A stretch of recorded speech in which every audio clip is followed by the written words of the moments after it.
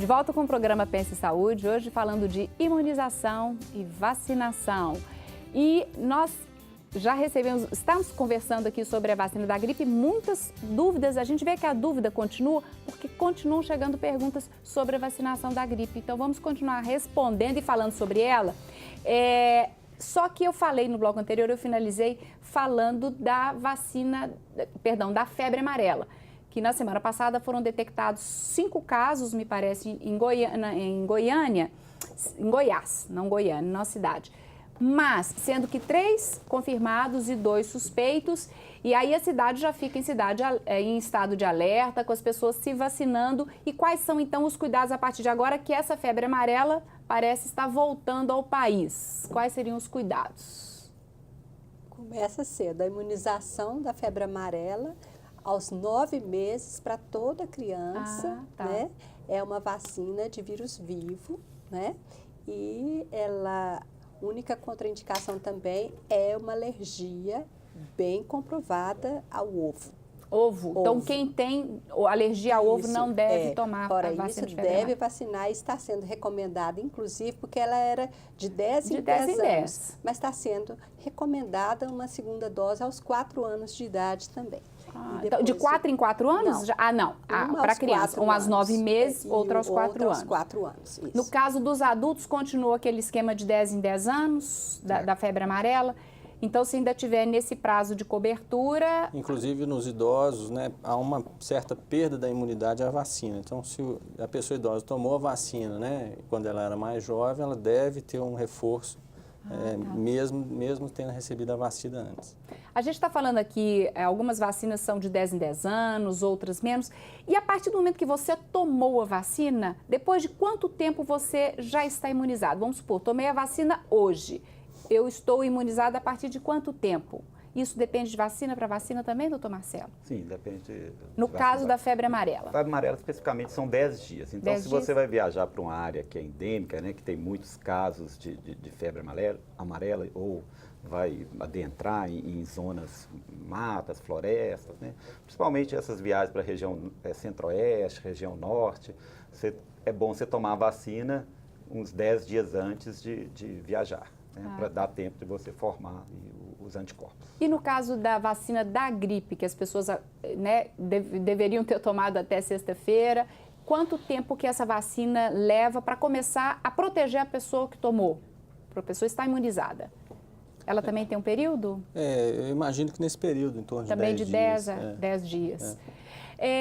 Nós temos mais um telespectador com dúvida, agora é uma telespectadora, Suelen, que tem dúvida com relação a algumas vacinas que você pode tomar, e vamos conferir então. Boa tarde, meu nome é Sueli, eu tenho 22 anos. A pessoa que já está doente precisa tomar vacina? Por exemplo, nós estamos falando aqui da gripe.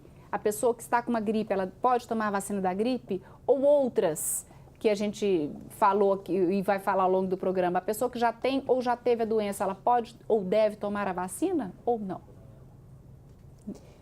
Se for gripe, por exemplo, ela deve tomar porque muito raramente a pessoa sabe qual vírus que está sendo o causador daquela gripe dela. Então, provavelmente pode ser N outros. Então, ela deve se imunizar. Eu queria completar uma da questão anterior, que é muito comum a mãe falar assim, o bebê, eu posso esperar ficar com menos contato com multidão, com shopping center, até 2 meses. Depois de 2 meses, eu já posso ir para o aniversário, ir para o shopping center? E eu respondo sempre assim, se com a primeira dose da vacina tivesse 100% de proteção, não precisaria tomar a segunda, a terceira, a quarta dose, o primeiro reforço.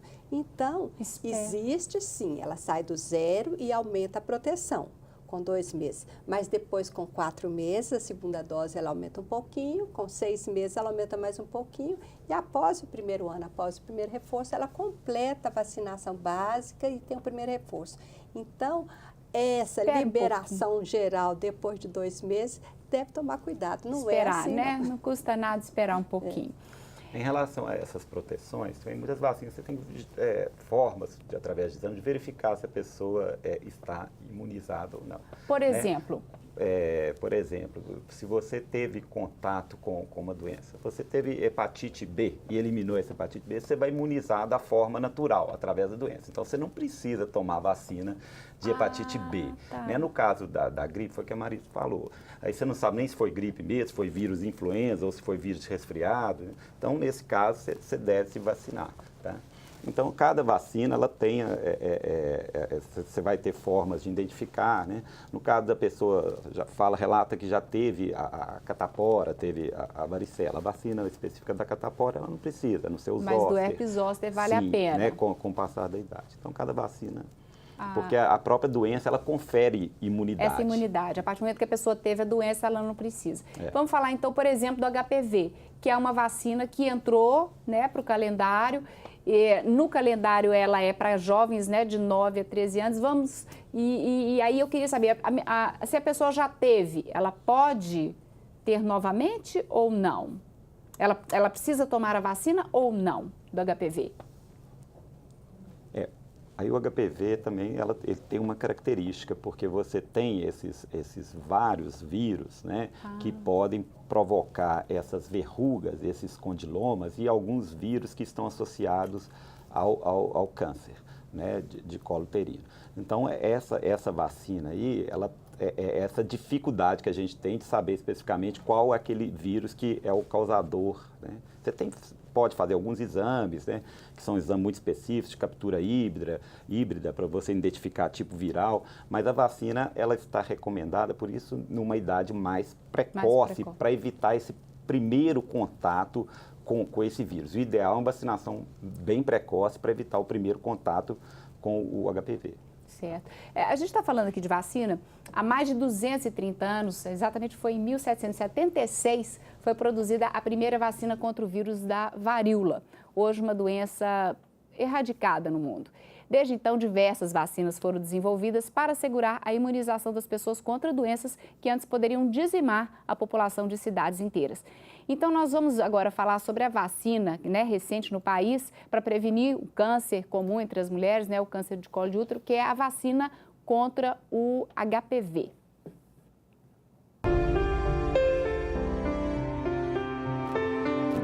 O papilomavírus humano é mais conhecido como HPV e causa uma doença sexualmente transmissível. Por ano, cerca de 270 mil mulheres morrem em todo o mundo com tumores no colo do útero provocados pelo HPV. No Brasil, estima-se que ocorram 15 mil novos casos de câncer do colo uterino por ano. Tudo isso pode ser prevenido por uma vacina. No Brasil, desde o início de 2014, o Ministério da Saúde tem disponibilizado a vacina para meninas entre 9 e 13 anos de idade. Essa vacina é segura? Sim. Nos Estados Unidos, por exemplo, entre 2006 e 2013, foram administradas mais de 57 milhões de doses da vacina. E a incidência de efeitos colaterais foi de somente 0,03%. Porque quando a vacina é nova, a dúvida é grande, né? Mas é uma vacina segura, é uma vacina segura. E aí, a gente vê que na nossa campanha de vacinação, ela é para menina de 9 a 13 anos no posto de saúde. Mas meninos podem se vacinar também dessa vacina? Sim, se houver disponibilidade financeira, não é? E vale a pena? Vale a pena, sim. Numa situação onde há pouca vacina, então vai selecionar aquela idade, aquele grupo, aquela faixa etária. Mas a vacina está indicada para todo mundo, na menina, na moça até de 26 anos, que foi o ponto de corte do estudo do HPV, né? E para meninos também, ela mostra, porque o homem também pode ter verrugas e câncer também. Genital. Essa vacina, ela cobre alguns tipos, não é isso, doutor Marcelo? Mas existem vários tipos, né, do vírus? Sim, principalmente esses tipos mais comumente oncogênicos, essa vacina vai dar uma cobertura. Nos que são mais prevalentes, né, em causar o câncer. Certo. Então, a vacina tem principalmente esse objetivo de prevenir esses tipos virais que vão causar o câncer, principalmente o câncer do colo do útero. Tá certo. Doutor Estevão, lá no primeiro bloco a gente falou dos idosos e a gente sempre lembra da vacina da gripe, mas você falou que tem várias outras que são importantes e que devem ser pensadas nessa faixa etária. Quais seriam? Eu citaria mais duas. Uma, a vacina contra o pneumococo. O pneumococo é uma bactéria a causadora de infecções graves, infecções invasivas, como meningite, pneumonia.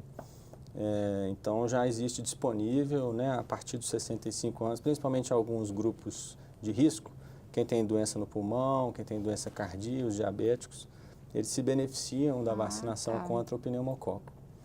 E a outra que eu citaria é a vacina contra o tétano, que por incrível que pareça, ela acomete mais as pessoas mais velhas. O tétano acidental ainda não acabou no Brasil, muitos idosos, né, nunca foram vacinados, e ainda podem estar expostos à infecção pelo tétano. Então, a vacinação é um método simples, né, eficaz e que pode beneficiar muita gente. Tá certo. Então, pneumococos, principalmente, então, ficar atentos. Bom, esse bloco finalizou, daqui a pouco a gente volta para responder mais perguntas e as perguntas que chegaram de casa, que foram bastante. Então, fique por aí, não saia daí, voltamos já já.